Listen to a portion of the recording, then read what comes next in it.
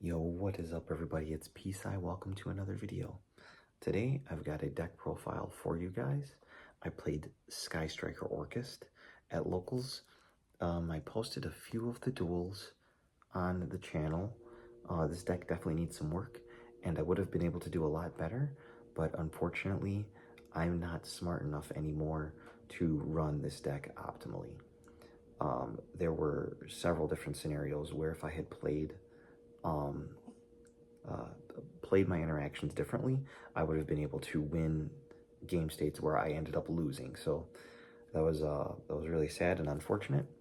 But yeah, let's just get into the profile that I played. I did play 42 cards. I didn't know how to cut it down. I wanted to have hand traps in order to counteract FTKs. There are actually 2 FTKs running around at my locals, so I definitely wanted some main deck hand traps to kind of give me the edge from there. But I don't think that it's ideal to run this as the hand trap version. Getting started, Sky Striker Orcust. The first engine was the Sky Striker engine. 3 engage.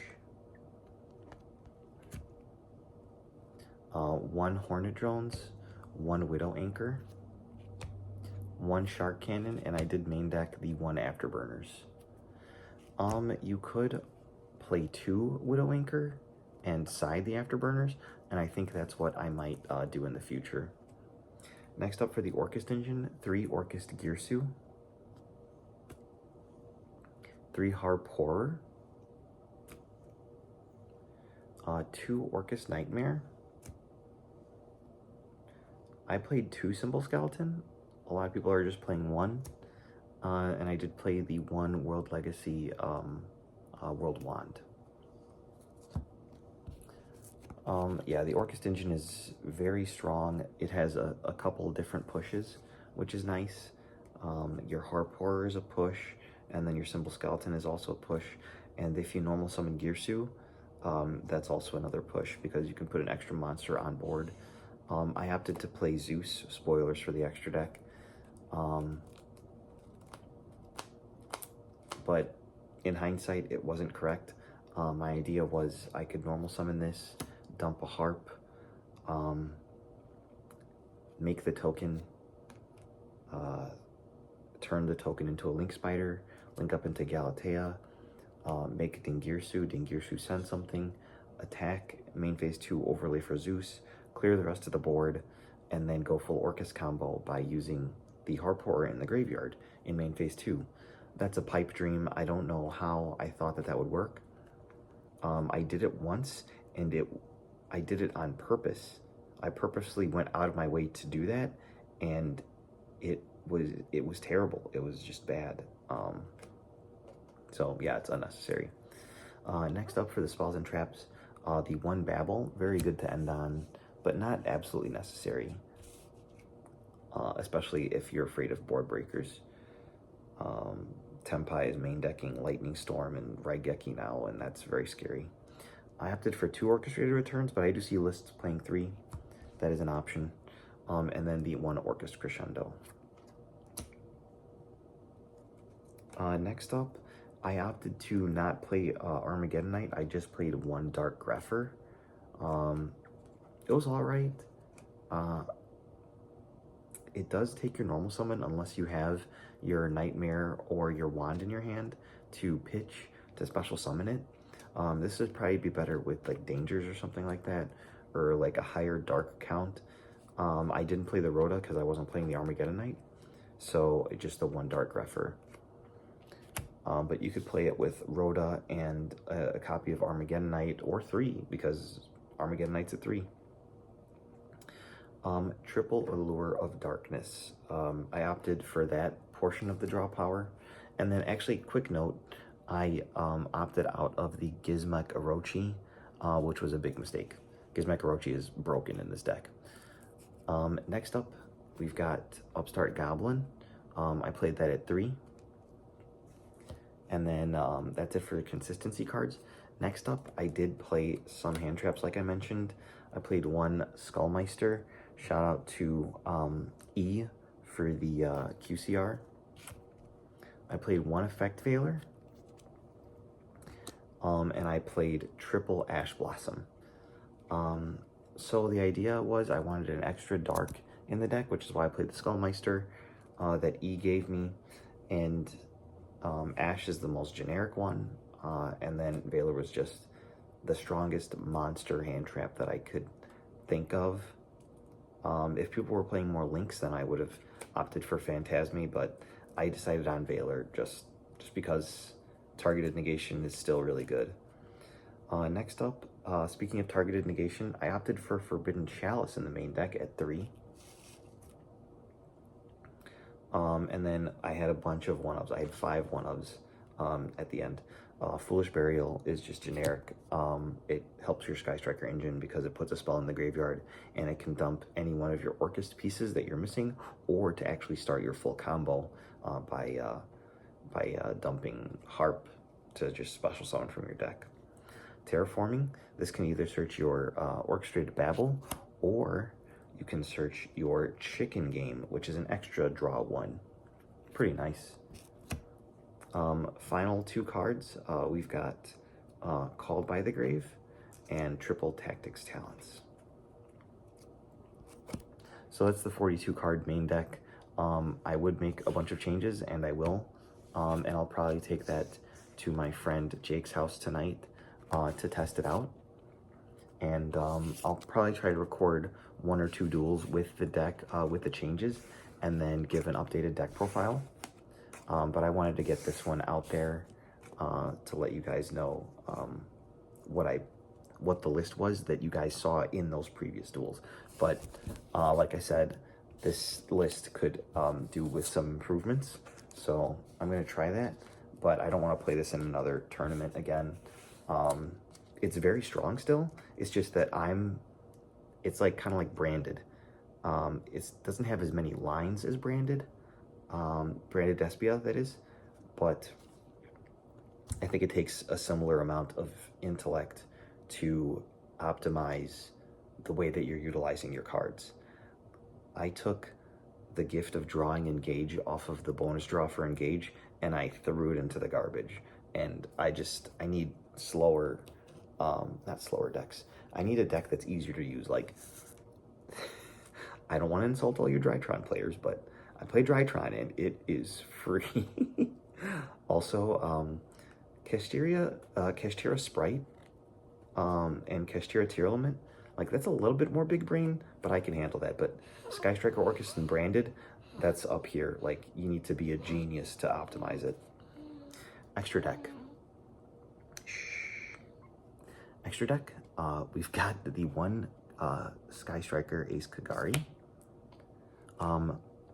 That's the only Sky Striker card I played. So back in the day, when I topped a regional with this deck, I was on Shizuku because the format was a lot slower.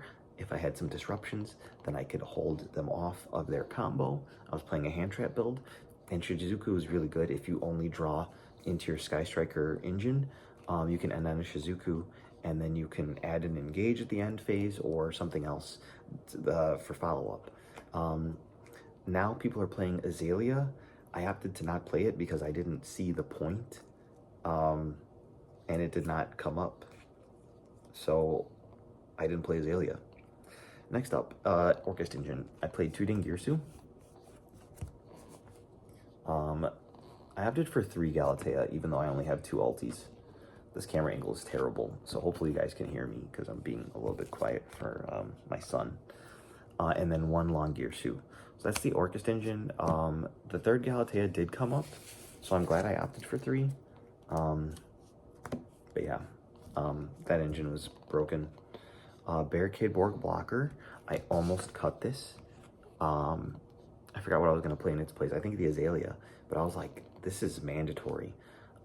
Because sometimes you do have 2 bodies on board, but you don't have access to an Orcust monster, and this gets the Orcust monster out of your hand. This actually got impermed in tournament because they read the effect and they were like, oh, I don't want him adding a field spell from his graveyard to his hand at the end phase. So I was like, okay. But yeah, the discard is cost, so that was really funny because this card's so old and never used. But yeah, it's perfect for this deck, especially being a Dark Machine. Next up, the 1 Link Spider. This is just for the Gearsu, but I think since I'm going to cut Zeus, you don't really need this anymore, because you can just use the token to make an IP Masquerena. So, speaking of IP Masquerena, we've got IP and then SP. Shout out to Team Bad Cards. Next up, I opted to play something that I don't see a lot of people playing, Topologic Trisbana. The idea was to use your IP to go into this, summon something back, and then banish all the back rows. I didn't face any back row opponents, so this didn't come up. In a couple lists, I saw a Topologic Bomber Dragon, which is pretty cool, but I opted for Topologic Zero Boros. This one is the one that just banishes everything instead of destroying the monsters. Borosword Dragon. Everyone's playing Access Code Talker in this slot, but I like Borosword Dragon. Like, I don't know why they're saying that Access Code Talker is mandatory. Let me know in the comments section. But I mean, at most you're getting 2 pops off of Access Code Talker. And Borosword, I feel like it can close out games a lot better, because Ding Girsu is 2600 plus 53 is only 7900 damage. But Borosword plus Ding Girsu is 86 damage. So you're going to be able to kill your opponent that way. That's my logic with it anyway. Let me know what you guys think of that. But, I mean, the one thing that stinks is that you can't use Long Girsu to out something and then climb into your Access Code Talker, because you don't play it. You can't climb into your Borosword Dragon, basically, because it's a Link 3, and it's very awkward since this needs 3+ effect monsters, so the link rating doesn't work out for you that way. And then finally, Zeus. Not necessary. I don't own a Typhon yet, but hopefully in this year's horrible Megatins, I can get one. They're not horrible because of the cards that they have. It's just that there's so many in the set that I doubt I'm going to pull any from my sealed product that I bought. Never buy sealed product, guys. But I always do it for the tins because I think it's cool. This year I got 1.5 cases. We're going to have those openings posted soon. We didn't get them yet, but we're going to meet up as a team and then open them all up so you guys can see how bad I pull. But I'm probably going to pull very terribly, so that's unfortunate. But Typhon in this slot would be 1,000,000 times better. Finally, side deck. Shout out to the tokens. I've got the Sky Striker Ace token, ultra rare, and then the Nibiru the Primal Being token in super. Very cool. All right, so speaking of the Nibiru, I played 3. It came up. I had my Orcust Crescendo outed in my graveyard. I activated Nibiru Chainlink 1. No response from my opponent. Chainlink 2, I activated Orcust Crescendo in graveyard to banish, to search. So I searched out my follow-up, which was my Girsu, and then the Nibiru distributed the field, and then I couldn't summon it because of that lock. So it's a really cool interaction that you guys should know about, I guess. But I was against Dragon Link, and they had only ended on a Spheres, so they ended up summoning Seifert, going through their white and black dragon combo, and using their talents in their hand to rip away my Girsu. So yeah, I'm just really bad. Next up, Harpy's Feather Duster. Change of Heart. I opted for 3 Raigeki, because you want to see higher spell counts. I drew 2 of these in tournament, and then I was able to Raigeki, and then they responded, and then I Raigeki'd again and blew up their board. It was really funny. 3 Forbidden Droplet. This is definitely main deck worthy, but there's a lot of shifters running around in my locals, so, but I don't think I even got shifted once all tournament, but I can't remember. I'd have to look back at the videos. 3 Evenly Matched. This card's just broken. I mean, it kind of conflicts with Zeus, because if you're trying to Zeus your opponent and then evenly them, like, it's not going to work. So I'm gladly going to be cutting this because evenly is just so broken. And then I did play a Floodgate. I like to put Floodgates in my combo decks. Goes in match, like, all your stuff is dark. So, I mean, that was just, I didn't draw it, so it doesn't really matter. But you draw a ton of cards with this deck. So, yeah, that was the deck that I played the other day. So make sure you go back and check out the videos of the duels. if you haven't already. And hopefully you guys enjoy the video. Subscribe for more. Bye-bye.